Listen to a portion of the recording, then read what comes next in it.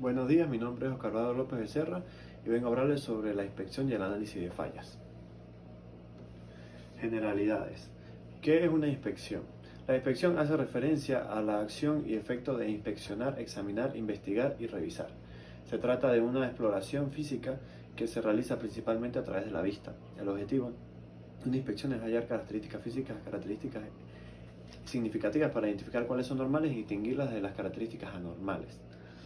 ¿Qué es análisis de falla? El análisis de falla son conjuntos de exámenes o evaluaciones de errores para evitar que estos errores se repitan en un futuro, ya que este examen ayuda a identificar las causas de la falla para evitar que ocurra de nuevo. ¿Qué es una falla? Se entiende por fallo de una máquina o pieza a cualquier cambio en la misma que impida que ésta realice la función a la que fue diseñada. Decimos que algo falla cuando deja de brindarnos el servicio que debería o cuando aparecen efectos indeseables, según las especificaciones de diseño con las que fue construido o instalado el bien en cuestión. Clasificación de las fallas. La primera vez que tenemos es según el método de aparición y desarrollo. El progresivo, también llamado gradual, que es el tipo de falla que es consecuencia generalmente del deterioro o pérdida progresiva de las características propias de algún componente. Luego tenemos el repentino, que es también llamado súbito, que es cuando la evolución hacia el fallo no puede ser detectada de ninguna forma. Luego tenemos según la dimensión del fallo, tenemos parcial y total.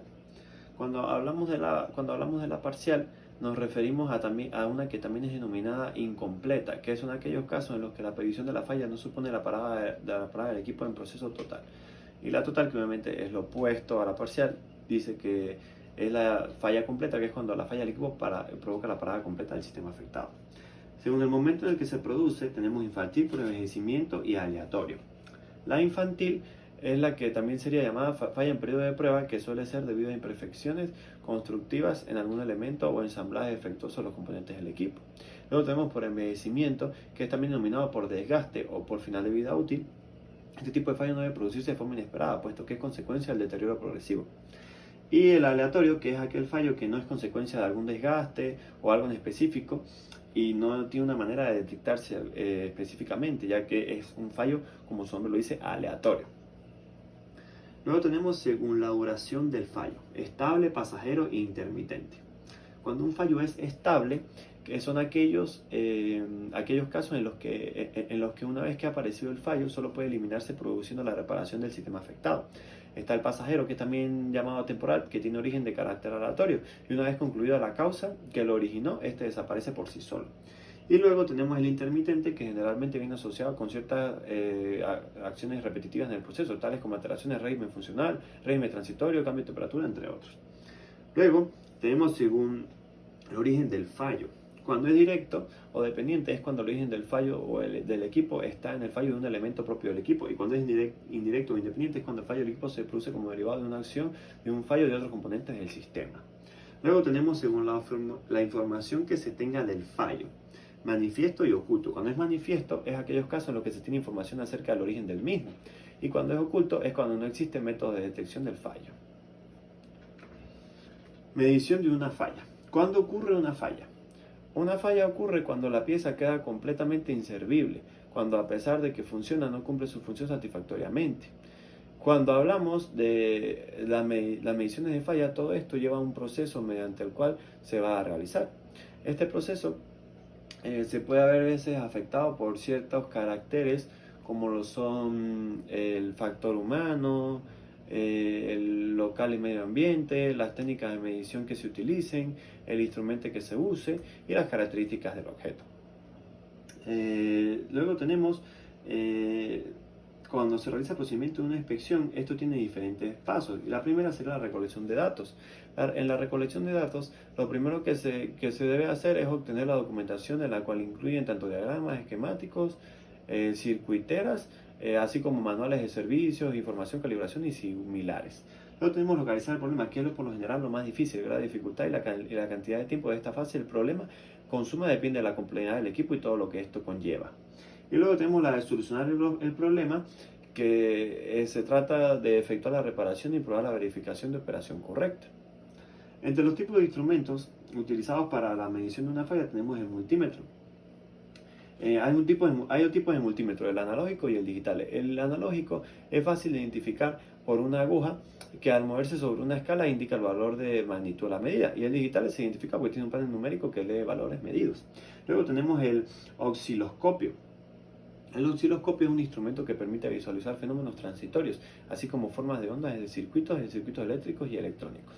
Y por último tenemos los simuladores y generadores de señales, que estos son dispositivos bastante útiles para la localización de fallas, pero como cualquier aparato de medición, se tiene que tener en cuenta diversos parámetros. Equipos estáticos. Los equipos estáticos son aquellos equipos de proceso, tanques, recipientes y líneas de que manejan o contienen y transportan fluidos presurizados y no presurizados. Este equipo o equipos suelen estar presentes en plantas grandes y ellos interactúan con el resto de la planta mediante conexiones de entrada y salida. Dentro de estos equipos se pueden producir reacciones químicas, cambios de estado, entre otros. Entre los más conocidos están los recipientes atmosféricos y los recipientes a presión. Cuando se realiza una inspección de equipos estáticos, esta inspección consiste en revisar el equipo o parte de él con el fin de determinar el estado en el que se encuentra. La inspección no modifica o altera la situación en la que se encuentra el equipo, sino que la detecta y la define. Rotativos y reciprocantes. Los rotativos son máquinas o equipos tecnológicos que tienen como finalidad realizar un trabajo. Su principio de funcionamiento se encuentra dado por un eje, el cual rota sobre su centro y transmite movimiento a un efector final. Y los reciprocantes son un compresor reciprocante. Un compresor reciprocante es un tipo de bomba donde el aire es comprimido por un pistón que se mueve dentro de un cilindro. El pistón es empujado por una biela que conectará con un cigüeñal movido por algún tipo de motor. Son compresores de desplazamiento positivo y de gran utilidad, debido a que poseen mayor flexibilidad operacional que un compresor centrífugo. De los instrumentos para medir las fallas, tenemos el Optaline.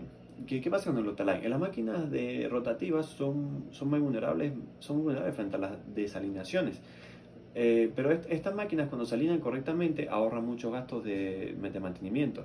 Los métodos convencionales para la alineación de estos ejes se usa regla biselada, calibre de sonda o el reloj comparador, usan mucho tiempo. A diferencia del Optaline, es un proceso de ajuste de la posición relativa en dos máquinas acopladas. Ese es el Optaline. Luego tenemos el dinamómetro, que el dinamómetro es una herramienta que, a partir de los cambios de elasticidad de un muelle, una determinada calibración permite calcular el peso de un cuerpo o realizar una medición de una fuerza. Luego tenemos el fibroscopio, que es una herramienta ideal para el mantenimiento y conservación de empresas industriales y talleres. El análisis óptico con un fibroscopio nunca ha sido tan sencillo, ya que es una máquina muy fácil que se utiliza un cable a través de la perforación en hueco y se observa mediante una pantalla. Luego tenemos el baroscopio. Este es un endoscopio que cumple con la misma función que los endoscopios en los dispositivos médicos, pero este se aplica especialmente en talleres e industrias automotrices, navales y aeronáuticas para inspeccionar zonas inaccesibles, como el interior de motores, turbinas, máquinas, instalaciones, entre otros. Luego tenemos los sensores de vibración. Los sensores de vibración son acelerómetros que permiten trabajar en frecuencias altas, que es donde se produce principalmente la vibración. Esta frecuencia, en consecuencia, de estos acelerómetros se utilizan para diferentes aplicaciones, pero hay una destacada sobre esto, y es el control preventivo o mantenimiento preventivo de una maquinaria. Luego tenemos el nivel. El nivel es un instrumento de medición que se utiliza para determinar la horizontalidad y verticalidad de un elemento. Existen distintos tipos que son utilizados por carpinteros, albañiles, herreros, entre otros. Luego tenemos el reloj comparador, que es un instrumento de medición de dimensiones que se utiliza para comparar cosas mediante la medición indirecta y el desplazamiento de una punta de contacto esférica cuando el aparato está fijo en un soporte. Y el sistema de rayos láser es uno que logra ganar precisión y de velocidad y automatización, y a pesar de este operador debe tener una experiencia necesaria para utilizar el sistema de rayo láser. Luego tenemos los ensayos destructivos y no destructivos. Los ensayos los no destructivos son un conjunto de pruebas que se realizan sobre los materiales de forma inocua, es decir, sin afectar su estructura. Entre los tipos más comunes tenemos la inspección visual, que es la inspección ocular de los materiales, es uno de los más usados y se usa para fisuras, salpicaduras, manchas, grietas y cualquier otro tipo de patología apreciable. Luego tenemos los líquidos penetrantes, que sirven para detectar fugas y irregularidades en la superficie de los materiales, las ondas electromagnéticas, que la caracterización de los materiales se produce con la interacción con ondas electromagnéticas, con rayos X, gamma, ultravioleta, entre otros. Luego tenemos las ondas acústicas, que son ultrasonidos y ondas acústicas de alta frecuencia para detectar desperfectos como grietas o poros en base de las variaciones de su trayectoria. Tenemos partículas subatómicas, que consisten en analizar la estructura de los materiales mediante su exposición, y esta exposición es a elementos de carácter subatómico como protones, electrones y partículas beta. Las partículas magnéticas se usan para estudiar la irregularidad de los materiales ferromagnéticos. Y por último, las corrientes inducidas, es un método que se basa en la inducción de una corriente sobre un material conductor para medir los gradientes de impedancia que provocan sus discontinuidades. Luego tenemos el ensayo destructivo. Las pruebas destructivas de los materiales son ensayos incluidos en la grama de la ingeniería y se aplica a diferentes compuestos para determinar sus propiedades físicas, químicas y mecánicas. Entre los tipos tenemos el ensayo destructivo químico, que este tipo de ensayo se desarrolla procedimientos como análisis químico de los componentes o las pruebas de corrosión. Entre los ensayos físicos son pruebas destructivas de los materiales en las cuales se aplican fenómenos físicos como el calor, luz y electricidad. Y los ensayos mecánicos incluyen amplio abanico de experimentos tales como fatiga, dureza, rotura, resiliencia, compresión, tracción, torsión o flexión. Luego tenemos el ruido. ¿Qué es el ruido? Un ruido es todo sonido que puede producir una pérdida de audición y que puede ser nocivo para la salud o inferir en la salud en un momento dado. Tipo de ruido. Tenemos ruido continuo. Se mantiene su intensidad y sus variaciones son de 5 decibeles. Por ejemplo, el motor eléctrico o un sistema de ventilación. El ruido discontinuo se produce de forma fluctuante en comparación y tiene una variación mayor a 5 decibeles. Un ejemplo es tráfico de la calle, un martillo, entre otros. Y por último tenemos el ruido de impacto o de impulso, que tiene un máximo de intensidad de forma brusca, pero desaparece en un periodo de tiempo, por ejemplo una explosión o un disparo. Los efectos del ruido. ¿Qué pasa con los efectos del ruido? Cuando te expones al ruido en la vida cotidiana o en un puesto de trabajo puede causar problemas médicos como hipertensión o dificultades cardíacas. El ruido puede causar muchos otros problemas, pero la principal consecuencia sucede el deterioro de la audición, que produce incapacidad de entender una conversación o conversaciones normales. La medición del ruido. El nivel de sonido o ruido se puede medir con distintos equipos que miden niveles de presión sonora, es decir, la variación de la presión que se produce en un punto determinado cuando se está programado una onda sonora. La unidad con la que se expresa es el decibel y el equipo de medida más utilizado es el sonómetro, diseñado para responder al sonido de la misma manera que lo hace el oído humano. Luego tenemos el control del ruido. Una vez determinados los problemas de ruido sufridos en una zona, se pueden aplicar en 3 puntos. Si es en la fuente, se reduce la amplitud de la fuerza que genera el ruido o la vibración. Si es en la vía de propagación, que es una barrera entre la fuente y el receptor, se puede cambiar la orientación. Y cuando es directamente en el receptor, se utilizan aparatos de protección o cabinas que aíslen el ruido. El instrumento de medición, como lo mencioné en lo anterior, es el sonómetro. Pero también hay unos instrumentos de alarma de sonido, que son instrumentos electrónicos que comparan contra un porcentaje la señal de entrada, de forma que si se rebasa un punto fijo de porcentaje, se produce una salida de niveles lógicos e indica el desplazamiento de una señal.